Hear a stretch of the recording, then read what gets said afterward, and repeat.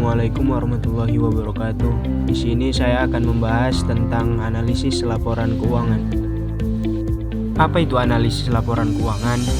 Analisis laporan keuangan adalah cara untuk melihat kesehatan keuangan suatu perusahaan.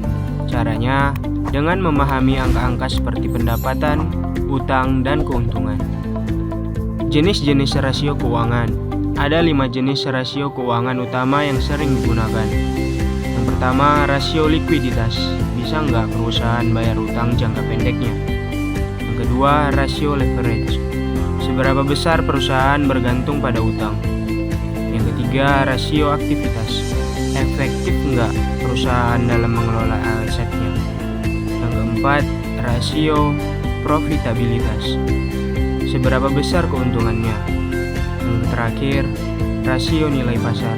Bagaimana investor menilai perusahaan? Rasio likuiditas mengukur kemampuan perusahaan membayar utang jangka pendek. Contoh sederhananya, jika perusahaan punya uang 100 juta rupiah dan utangnya 50 juta rupiah, maka aman karena uangnya lebih banyak dari utang. Dan sebaliknya, jika utang lebih besar dari uang tunai, maka perusahaan beresiko kesulitan bayar. Rasio leverage menilai seberapa besar perusahaan menggunakan utang.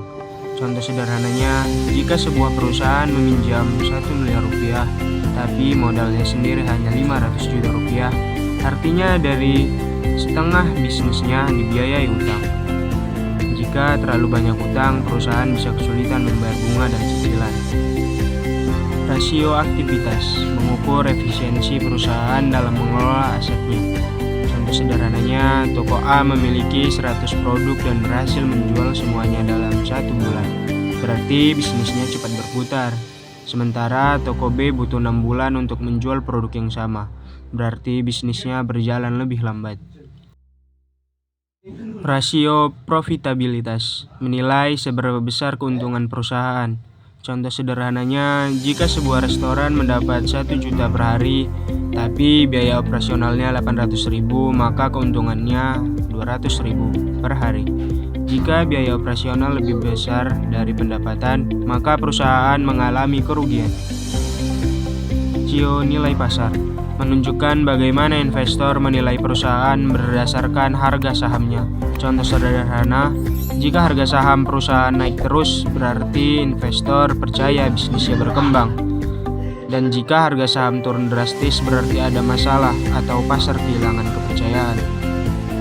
Selanjutnya, analisis tren ialah cara melihat pola perubahan data dalam suatu periode waktu. Ini adalah mengetahui apakah data naik, turun, atau tetap stabil agar bisa digunakan untuk membuat keputusan yang lebih baik.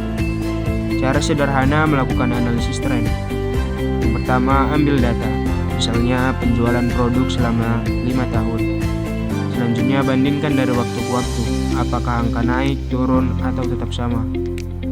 Hitung persentase perubahan, seberapa besar kenaikan atau penurunan dari tahun sebelumnya. Selanjutnya, tentukan pola. Jika data naik terus, berarti tren naik. Jika turun, berarti tren turun. Dan jika sama, berarti tren stabil. Dan yang terakhir, gunakan untuk prediksi.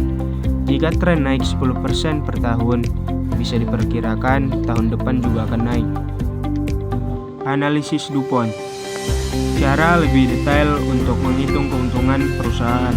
Analisis ini melihat 3 faktor utama. Pertama, seberapa besar keuntungan dari setiap penjualan.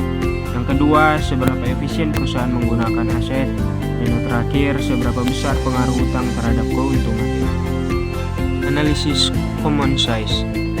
Teknik membandingkan laporan keuangan dalam bentuk presentasi dari total. Contoh sederhana, jika biaya sewa toko adalah 10% dari total pendapatan, maka ini bisa dibandingkan dengan perusahaan lain yang mungkin hanya 5%. Dan yang terakhir ialah economic value added dan market value added. Adalah 2 cara untuk menilai kinerja keuangan perusahaan. Yang pertama, economic value added menunjukkan seberapa besar keuntungan perusahaan setelah dikurangi biaya modal.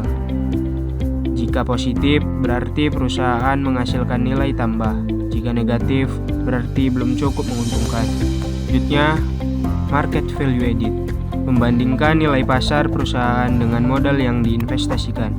Jika positif, berarti perusahaan dihargai lebih tinggi oleh pasar. Jika negatif, berarti nilainya menurun. Economic value added ialah mengukur keuntungan sebenarnya, sedangkan market value added lihat apakah pasar menghargai perusahaan lebih tinggi dari modalnya. Cukup sekian, terima kasih.